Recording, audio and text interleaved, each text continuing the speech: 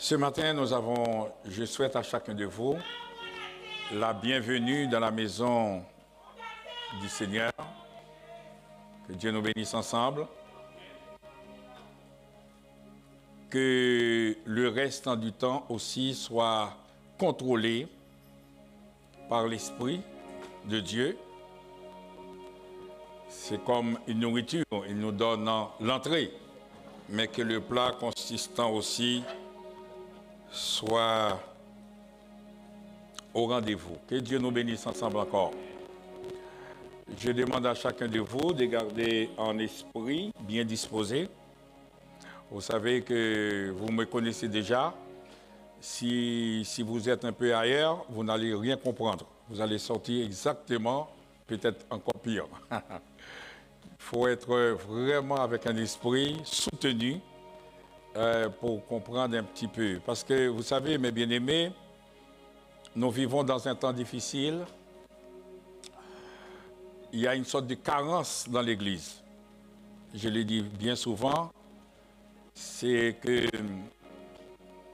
nous prenons la parole pas dans sa profondeur, comme Dieu parle. Et quand Dieu parle, c'est une parole éternelle. La parole de Dieu a la vie. Déjà, ce n'est pas une parole que Dieu a créé le monde. Donc, Jésus va dire, les paroles que je vous dis sont esprit et vie. Il y a la vie là-dedans. Chaque fois que la parole de Dieu est communiquée, il y a aussi la vie qui est communiquée pour ceux qui veulent accepter, recevoir et faire de sa parole sienne, ou bien les leurs.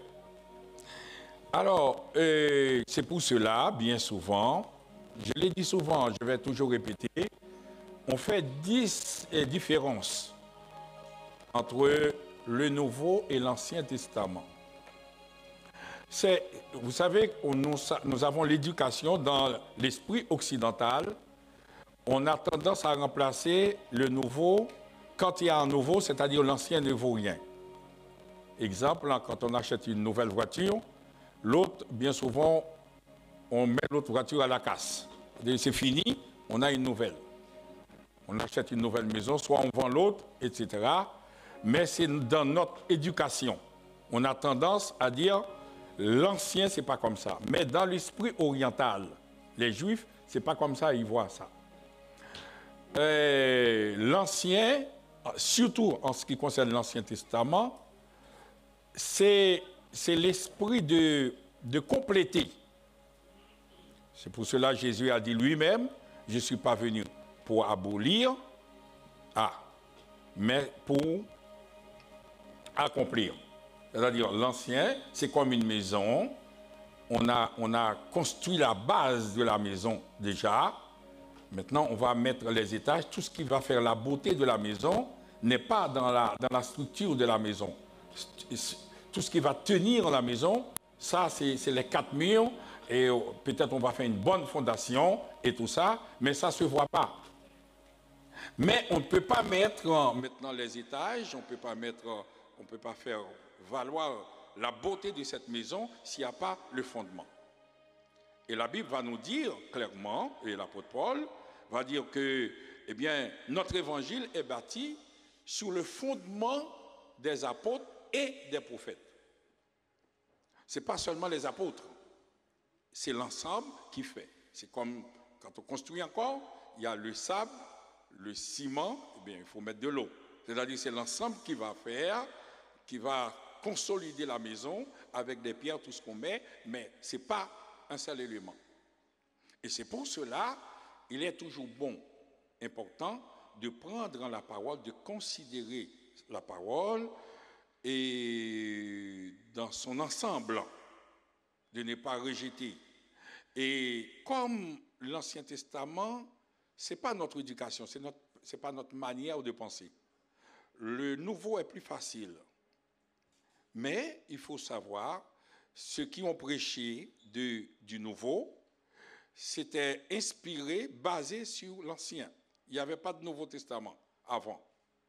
Les miracles de Jésus, de l'apôtre Paul et tout ça, Les messages de l'apôtre Paul, qui remplit presque la moitié, je dirais, du Nouveau Testament, eh bien, c'était inspiré et tout. Et c'est pour cela, l'apôtre Pierre va nous dire, il y a certains mots, c'est une phrase que l'apôtre Paul, pour nous, c'est tellement difficile. On ne peut pas comprendre comme ça si on n'a pas cette base. Et on a besoin les deux, mes bien-aimés, on a besoin l'évangile qui nous pousse, les miracles, etc. Et d'ailleurs, les miracles aussi. Les miracles, c'est pas... Les miracles, mes bien-aimés, en regardant bien la Bible, même dans le psaume 23, il a dit, le bonheur et la grâce vous accompagnent.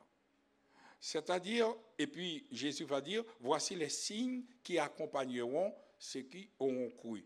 Ce n'est pas en brandissant quelque chose que le miracle va arriver. Vous êtes un miracle déjà. Le fait de se présenter quelque part, parce que votre nouvelle naissance est un miracle. Nicodème a dit, mais Seigneur, comment? Voilà, on ne sait pas.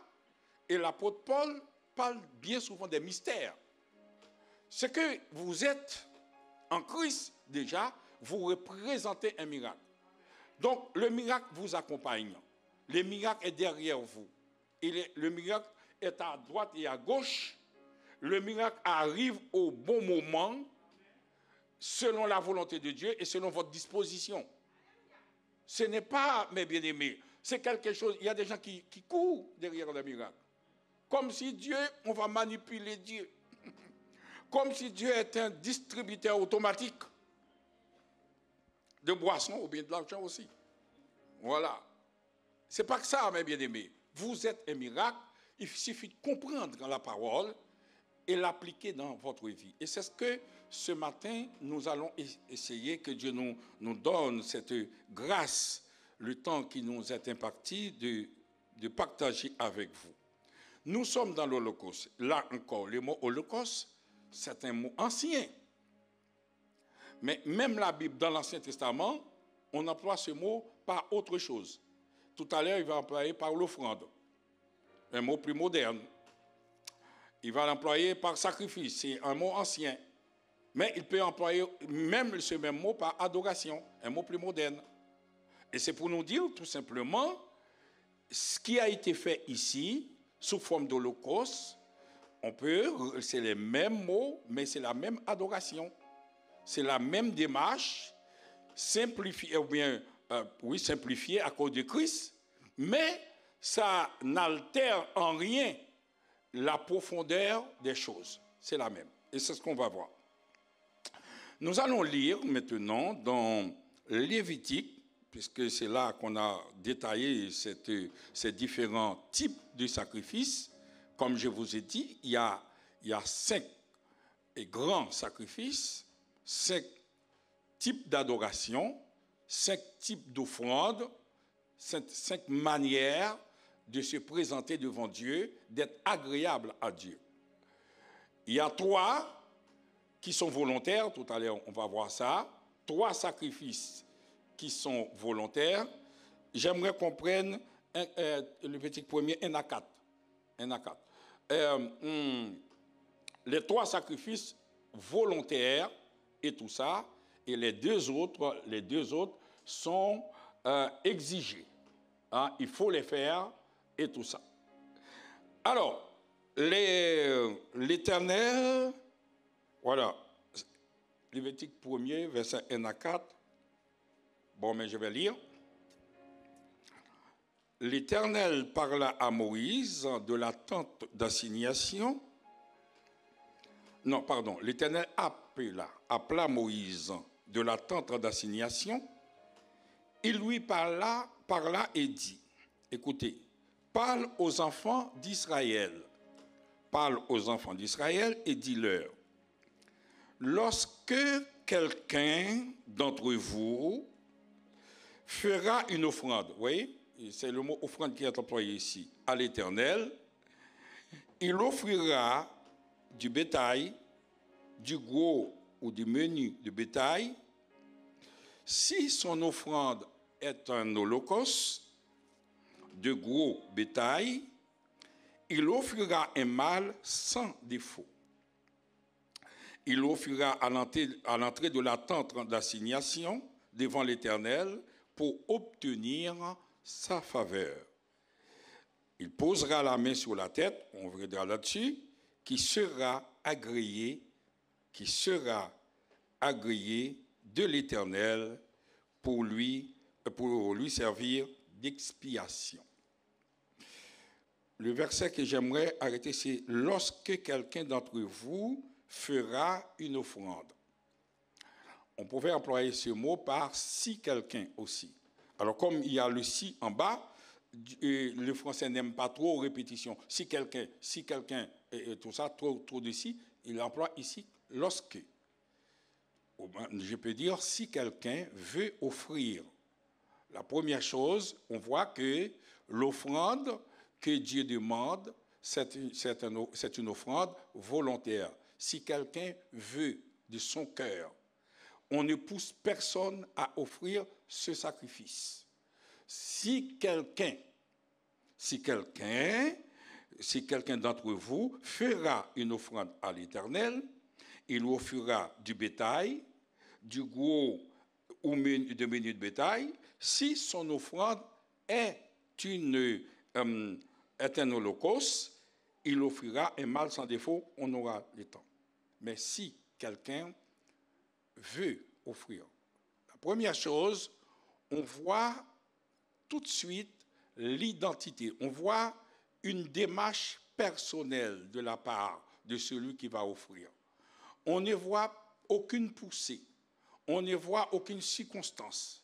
C'est une personne, elle-même, qui prend du recul et qui est instruit intérieurement, dans son intérieur, qui est appelé, qui a trouvé, qui a jugé bon, qui a la nécessité d'offrir un sacrifice personnel avec Dieu. Si quelqu'un veut offrir quelque chose, une offrande à l'Éternel. Je reprends ce mot parce qu'on l'a dit la fois dernière, mais il faut insister sur le caractère personnel du sacrifice, sur le caractère volontaire du sacrifice. Le plus grand mystère, d'ailleurs, mes bien-aimés, vous savez que chaque personne est unique. Dieu nous a créés uniques. Même s'il y a des milliards d'habitants sur la terre, et Dieu, et ce qu'on a fait d'ailleurs, les empreintes. C'est pour cela qu'on a fait, pour distinguer une personne d'une autre. C'est la foule, d'ailleurs Dieu n'aime pas la foule. Dieu n'aime pas gagner une bataille avec la foule. C'est toujours quelques personnes ou une personne. La première chose qui est importante pour Dieu, c'est la personne qui est créée. Est-ce que cette personne décide aujourd'hui de se présenter devant Dieu?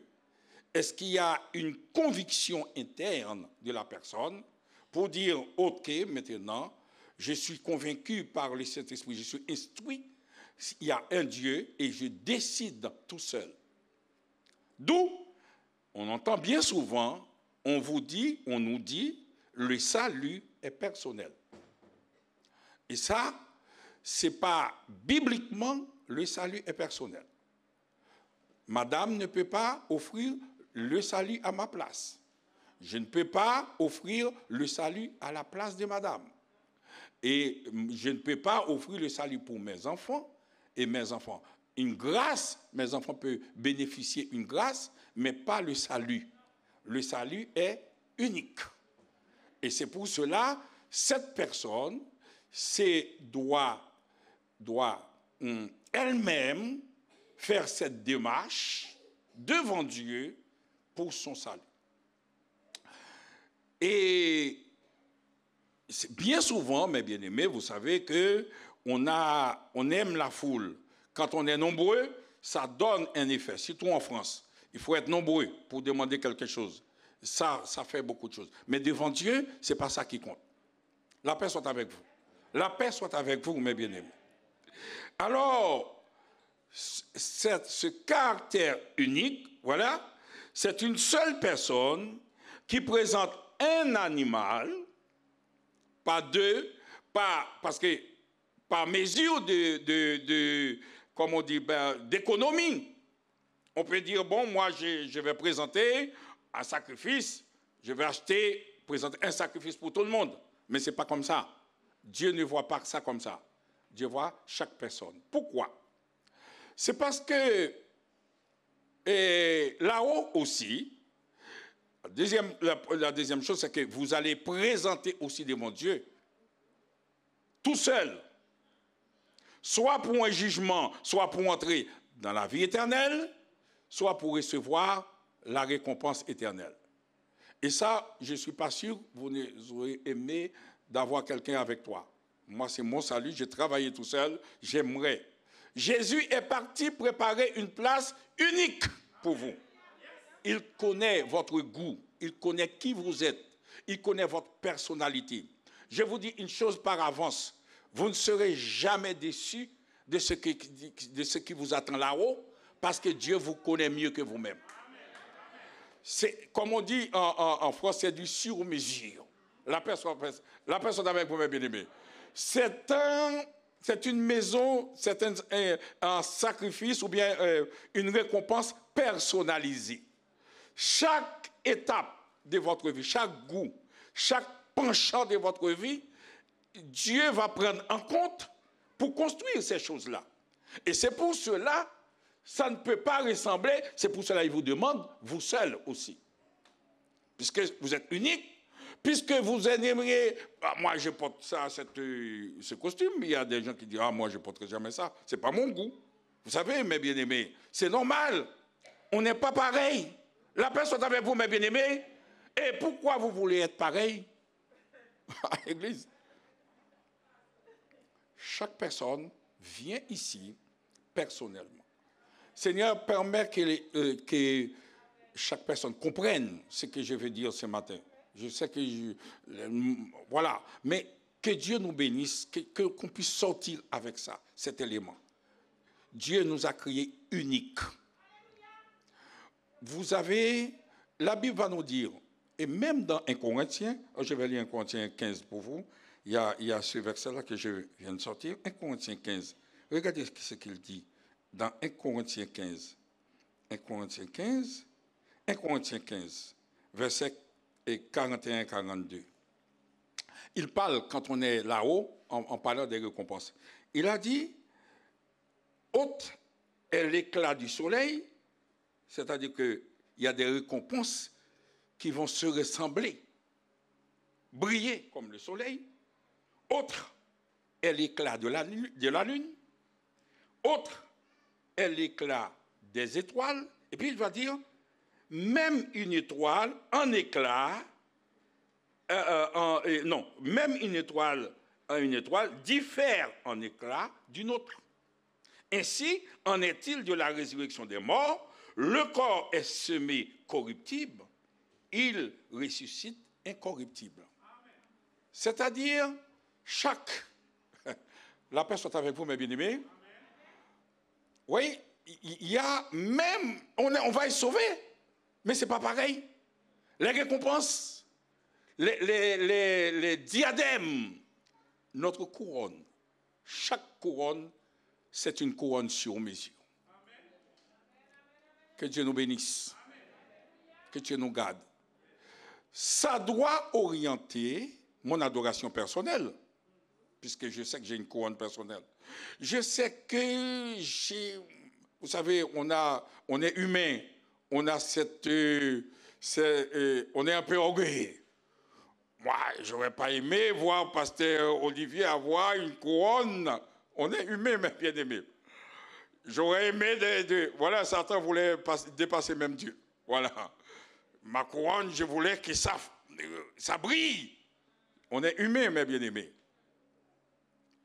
Ben, je vous dis, ce matin, vous avez cette couronne.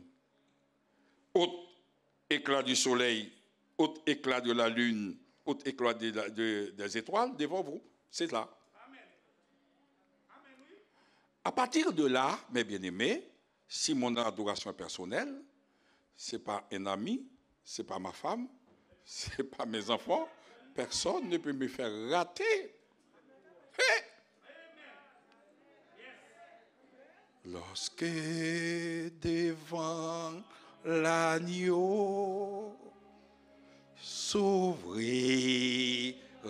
le... Gloire à Dieu. Au sang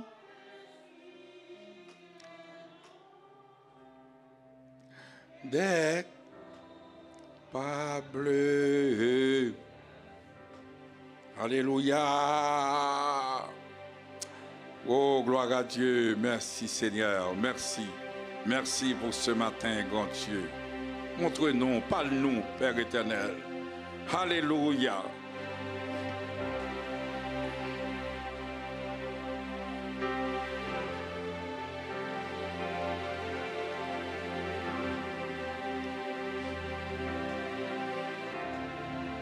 Oh, serrez-vous, serrez-vous. Serrez-vous. Gloire à Dieu.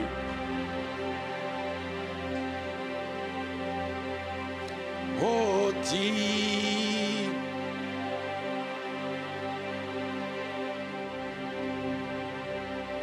C'est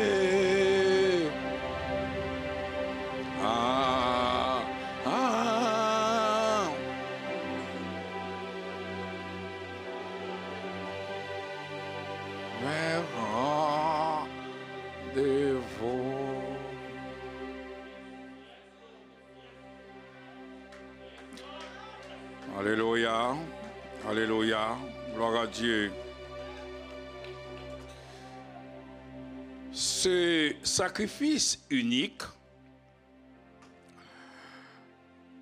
parce qu'au départ, mes bien-aimés, comme je vous ai dit, il y a des hommes qui offraient leurs enfants, leur premier-né. Un jour, j'expliquerai pourquoi leur premier-né. Et dans le but d'obtenir ce sacrifice. Mais à chaque fois, il y a une sorte de hic, ils n'arrivent pas parce qu'ils ne connaissent pas les profondeurs de Dieu. Ça bute de temps en temps, on est dans la chair, on fait des choses, mais avec une limite. C'est pour cela que Jésus lui-même est venu, qui va offrir, parmi les 5 sacrifices, le plus grand, l'Holocauste. Il va l'offrir non seulement pour nous, mais pour nous permettre aussi de comprendre la volonté de Dieu, tout ce que Dieu, puisque la Bible va nous dire, personne ne connaît Dieu, personne n'a jamais vu Dieu, mais c'est le Fils qui est dans le sein du Père. C'est celui qui l'a fait connaître. À partir du moment de ce grand sacrifice, maintenant que Jésus lui-même, maintenant, je peux aussi, en copiant, en voyant le sacrifice de Christ, je pourrais aussi, à ce moment-là, offrir moi-même mon sacrifice devant Dieu. Mon holocauste, mon offrande, mon adoration, comme vous voulez, mes bien-aimés. C'est le mot, mais au travers de ce mot, ça revient pareil. Mon adoration devant Dieu. Alors, quand on a ça, on arrive, on comprend maintenant, et Jésus lui-même va offrir. La Bible nous dit que la première chose, c'est le côté unique et volontaire, puisque personne ne pouvait le faire. Comme le chant a dit, supposé, bon Dieu, t'a cherché dans le ciel là, pas qu'à une personne qui était venue. Personne. Abraham ne pouvait pas, Isaac ne pouvait pas, Jacob ne pouvait pas, tous les grands géants de la foi.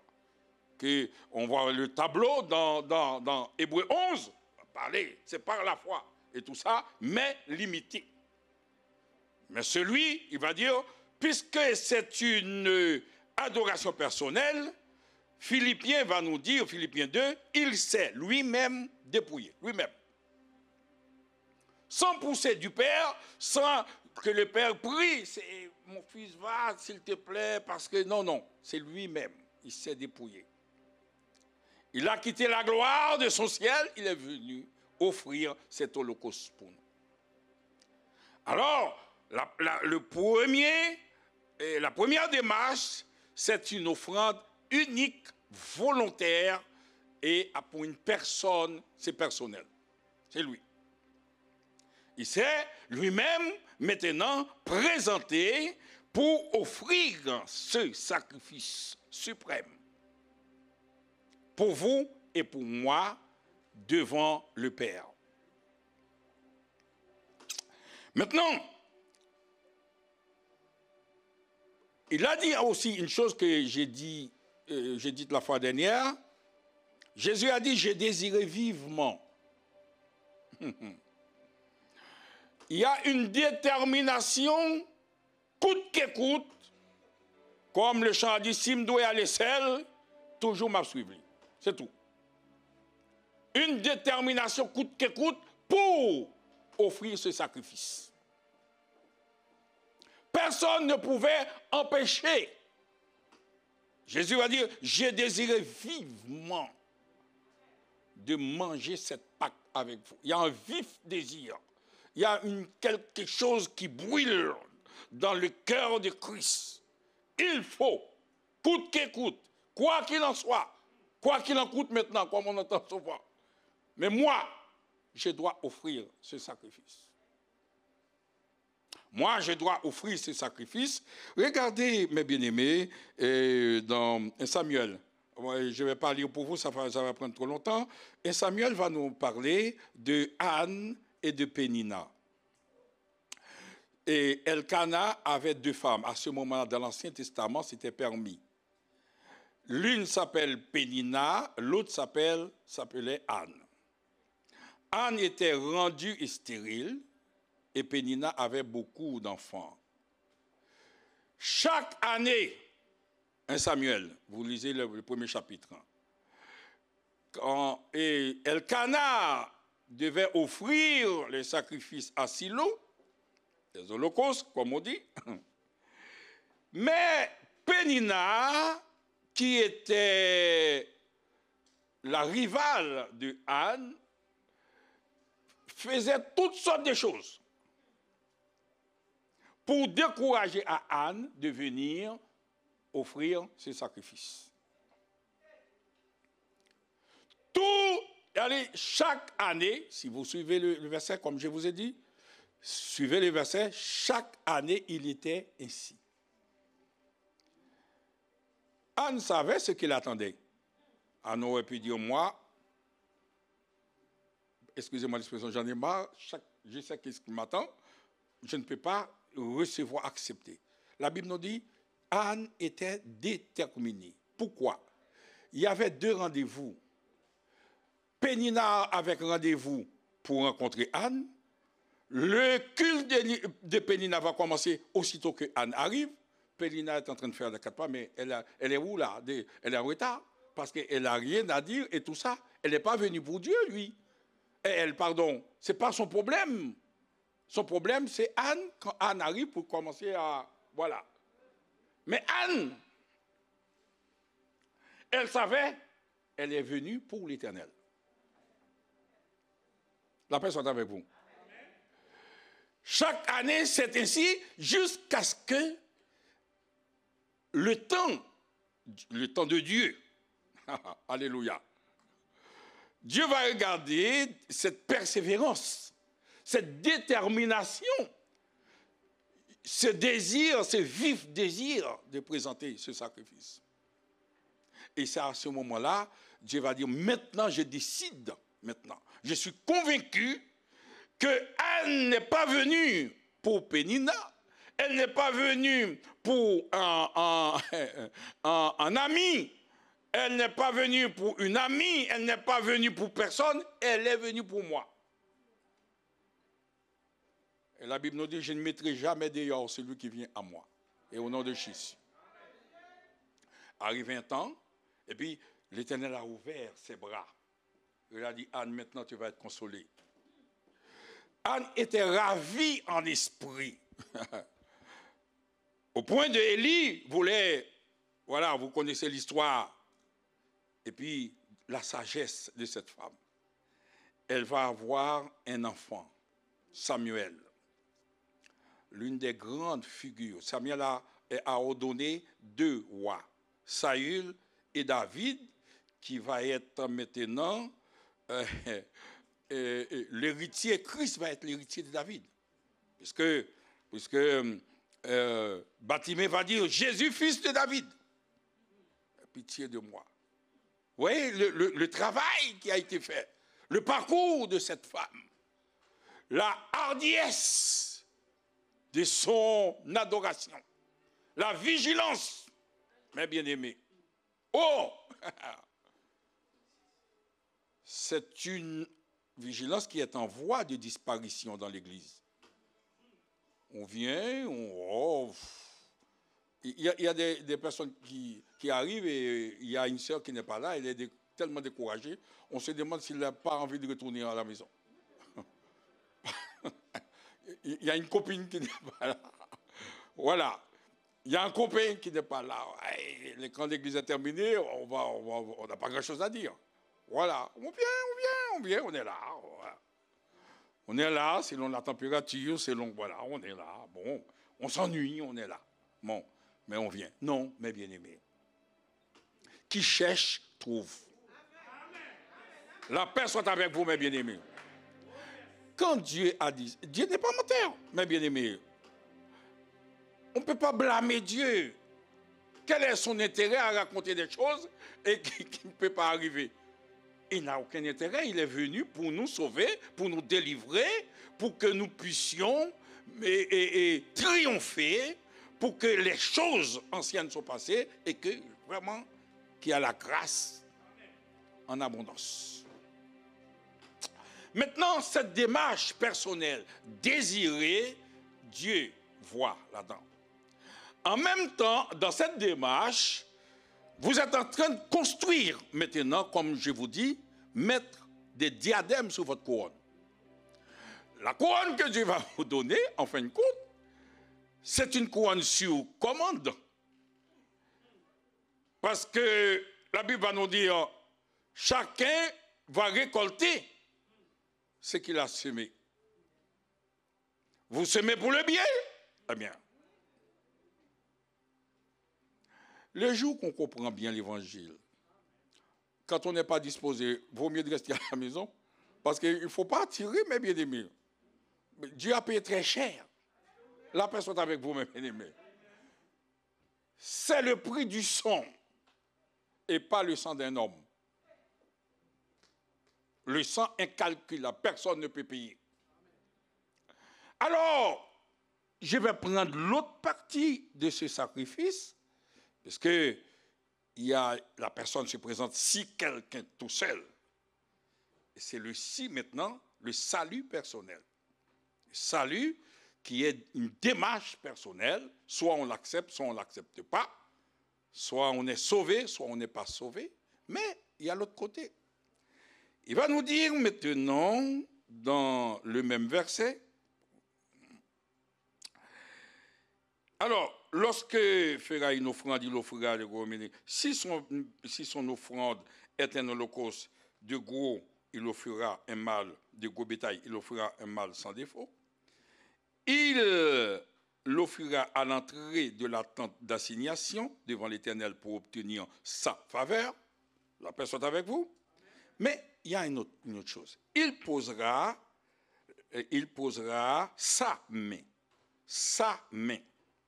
Pas ses mains, mais sa main. Une seule personne. Sur la tête de l'animal, de l'Holocauste, qui sera agréé pour servir d'expiation. Là encore, c'est seul, mais il y a un mouvement du texte, il y a une étape. On est seul, mais la personne posera sa main. Maintenant, une fois les conditions sont remplies, ici, la personne va poser sa main pour s'identifier avec l'animal, puisque l'animal est sans défaut et la personne est pleine de défauts. Il va avoir, c'est ce qu'on appelle un transfert. La personne est avec vous. Hey, ça va? Vous n'êtes pas fâché, comme on dit? Ok.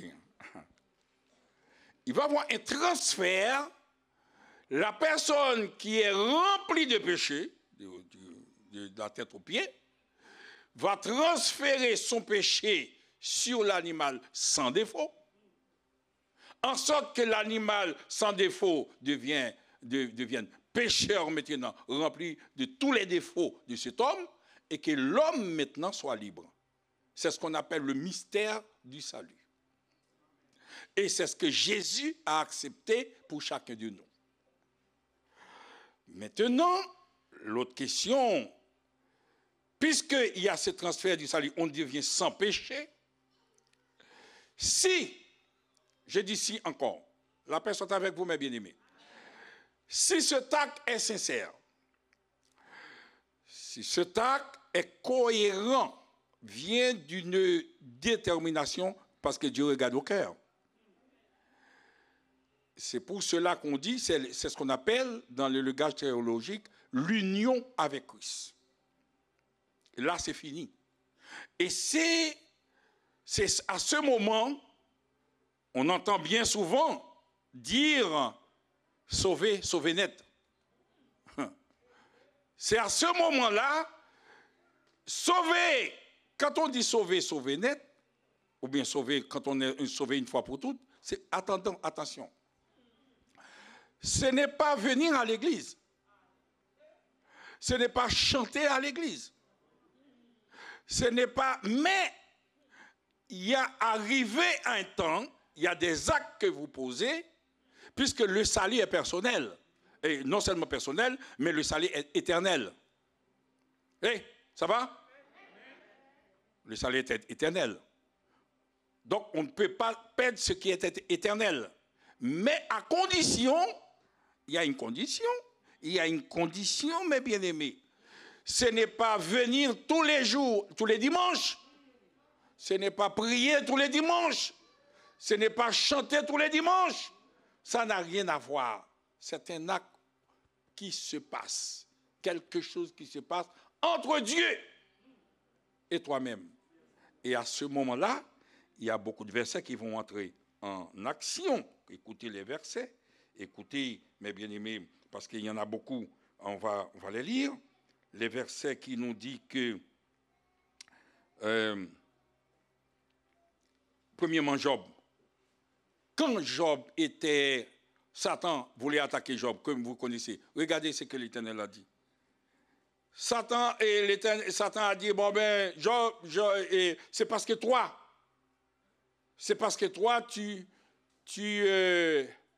tu protèges Job. Voilà ce que l'Éternel va dire. Étends ta main, touche ses os, sa chair, je suis sûr qu'il va te maudire en face. Ça, c'est Satan. L'Éternel dit à Satan, voici, je le livre seulement, épargne sa vie.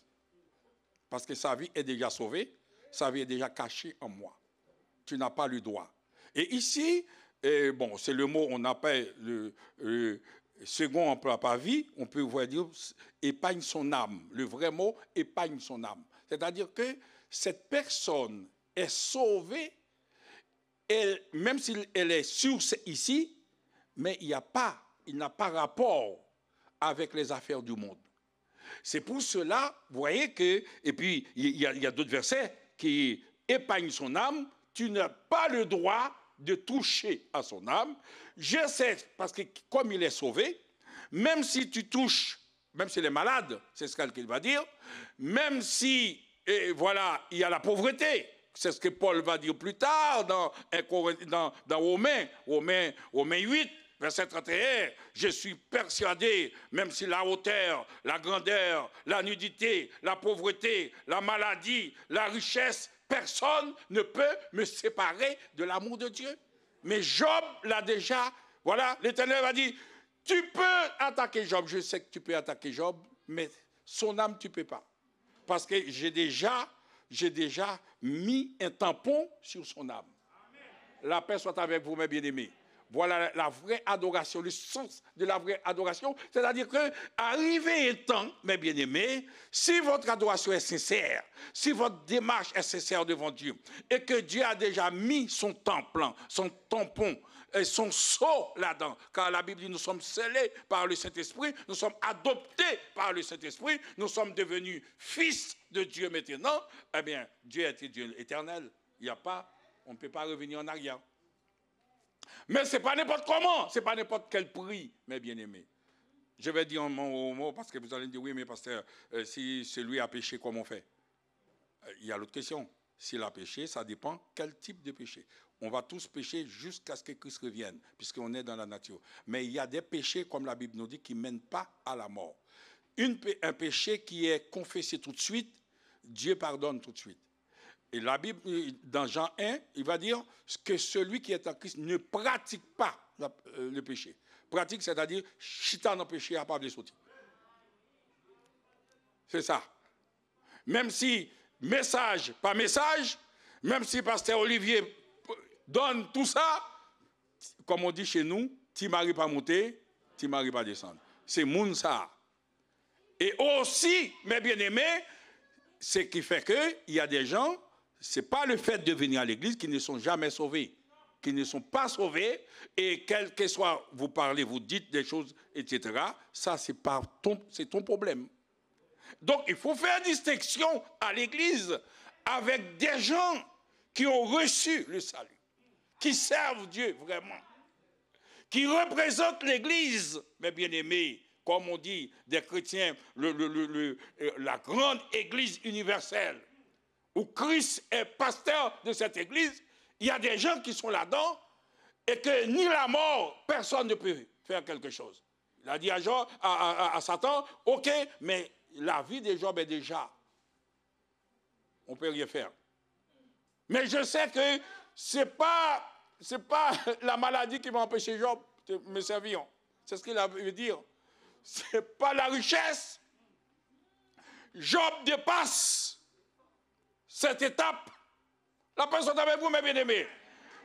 Job dépasse cette étape de sa vie, mes bien-aimés. Job dépasse. C'est comme un avion qui prend maintenant sa vitesse de croisière. La personne avec vous. Parce qu'il paraît dans un avion, il y a des choses qui sont dangereuses. C'est le décollage et l'atterrissage. Mais quand il est là-haut, ben... La personne avec vous, mes bien-aimés. Et puis, c'est un mystère. Jésus va dire dans Éphésiens 5, en parlant du mariage, l'apôtre Paul va dire, je vous dis un mystère, je dis cela par rapport à Christ et à l'Église. Je vous dis des mystères, mes bien-aimés, ce matin, les mystères de Dieu, cachés de tous les temps, mais révélés à son Fils. Ma prière, mes frères, c'est que nous puissions comprendre l'Évangile dans cette dimension. Et c'est pour cela, mes bien-aimés, regardez, comme je dis pour Job, Satan a attaqué partout. Mais toi, tu es déjà en Christ.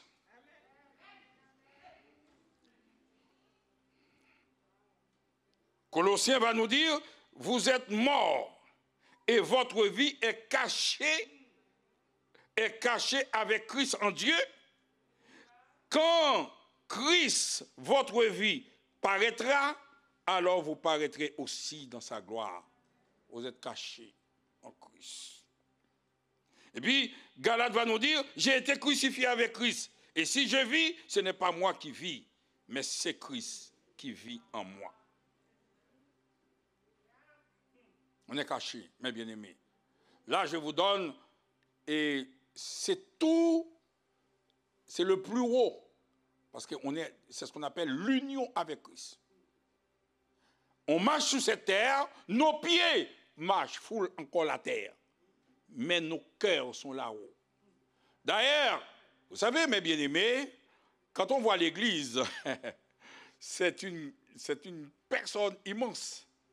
Christ est là-haut, il est la tête et nous sommes le corps. C'est-à-dire nous remplissons l'espace et le temps. Personne, on est plus costaud que tout le monde. Amen. Et c'est pour cela le petit diable qui arrive, la Bible nous dit, mais résistez. Ça veut dire ça. Et je dis ça en créole. Calez sous le diable là pour courir. Et puis c'est tout. Amen, mes bien-aimés. Oh. Oui, il y a des chiens. Je ne sais pas si vous faites attention, mes bien-aimés. Il y a des chiens. Chien arrive. Hop, accouché. J'entends des chiens, coup fou, clé là-bas, monter tout de suite. Parce qu'on t'appelle. Tu n'as pas peur de lui. Le chien qui aboie. C'est Satan, c'est un petit chien vaincu déjà. Qui a peur. Tu sais, chez nous, il y a pendant les périodes du carnaval, on appelle ça Mardi Gras. Des gens qui sont masqués, ils vont vous faire peur. Mais quand vous restez comme ça, ah mais c'est fini. Il va dire, ah non, celui-là, il est blanc. Oh, mes bien-aimés en Christ, prenez votre évangile en conséquent. Vous êtes, mes bien-aimés, la Bible nous dit nous sommes le temple du Saint-Esprit. Il faut que, quand Jésus est arrivé dans une, je dirais dans une église, dans une synagogue, il est arrivé, tranquille, il allait s'asseoir, tous les diables qui étaient là. Les diables, il y a quelqu'un qui avait un esprit, Jésus même pas fait attention. Mais sa présence indispose déjà. Le diable se sent dans l'insécurité. Comme il y a peut-être une seule porte d'entrée et Jésus devant la porte, il ne sait pas par où passer, il commence à demander pardon. Mais pourquoi tu es venu nous tourmenter? Mais je ne fais rien. Voilà. Tu es venu nous tourmenter avant la fin des temps. Et puis Jésus a dit, eh bien, sors, vite. Il a pris Paul Tigé, il est parti. Parce qu'il est porteur d'un grand message, mes bien-aimés. C'est ce message ce matin, ce mystère, l'union avec Christ, caché en Christ, qu'il faut travailler en ce sens, mes bien-aimés. Faites comme Anne, même si Pénina est là tous les jours. Mais vous montez à Silo pour l'Éternel. Et l'Éternel va répondre, mes bien-aimés. Il est le Dieu qui répond. Il est le Dieu qui a les yeux pour voir, les oreilles pour entendre, les mains pour accomplir, pour toucher. Non, la main de l'Éternel n'est pas trop courte, ni ses oreilles ne sont pas trop dures. Non, Dieu écoute, Dieu restaure, Dieu bénit, mes bien-aimés. Mais il faut chercher la bénédiction dans le bon sens. Pas la bénédiction gratuite. Avec l'expression, ah, Christ est chez, bon, je ne cite pas les noms pour ne pas dire, peut-être j'ai quelque chose, chez tel ou tel, voilà. Christ est ici, Christ est là-bas. Et Matthieu 24 nous a dit, n'y allez pas. Parce que vous êtes Christ, c'est Christ qui est là-bas ici, il est en vous.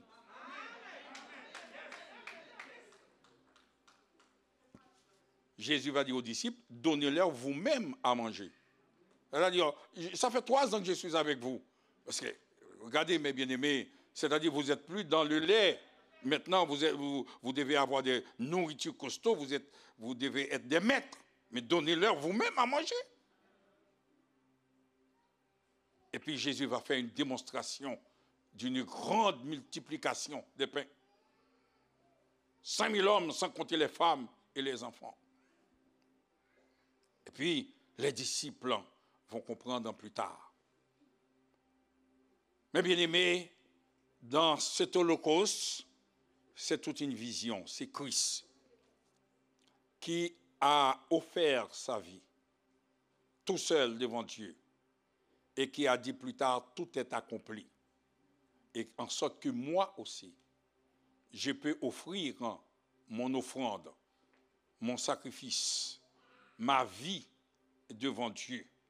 Et que Dieu, une vie qui est devant Dieu, dans la main de Dieu, non la main de l'Éternel, les mains de l'Éternel ne failleront pas. Si tu es menteur, c'est toi qui failliras. Mais qui peut enlever quelqu'un entre les mains de l'Éternel? Personne. Et c'est ça Dieu attend, mes bien-aimés. C'est ça le miracle. C'est ça les bénédictions. C'est ça, les bénédictions, c'est la vie qu'on offre devant Dieu et que Dieu accepte ce sacrifice. Le sacrifice monte au nez de Dieu comme un parfum de bonne odeur. Dieu respire. Ah! Et moi, pap! Je mets mon seau, je scelle ce sacrifice. Il est pour moi. Et puis, c'est fini, mes bien-aimés. Que Dieu, dans sa grâce, nous bénisse tous ensemble, dans sa grande miséricorde, et que nous puissions sortir avec une conviction, mes bien-aimés, pour dire, c'est vrai, j'ai compris que c'était comme ça. Je m'appuie trop sur cette sœur, je m'appuie trop sur ce frère. Je suis toujours en petite décombinaison, à droite, à gauche, il y a toujours ça et tout ça. Mais c'est fini maintenant. J'ai compris que ma vie, le frère ne peut pas me sauver, la sœur ne peut pas me sauver, ma femme ne peut pas, mon mari ne peut pas, mes enfants ne peuvent pas. Personne, c'est que moi, volontairement, je présente devant Dieu comme un sacrifice vivant, saint, agréable à Dieu. C'est là, c'est l'identité, c'est la personne même. Moi, saint, agréable à Dieu. Et puis la Bible nous dit, si on fait comme ça, ce serait un culte raisonnable, un culte agréable à Dieu. Que Dieu nous bénisse.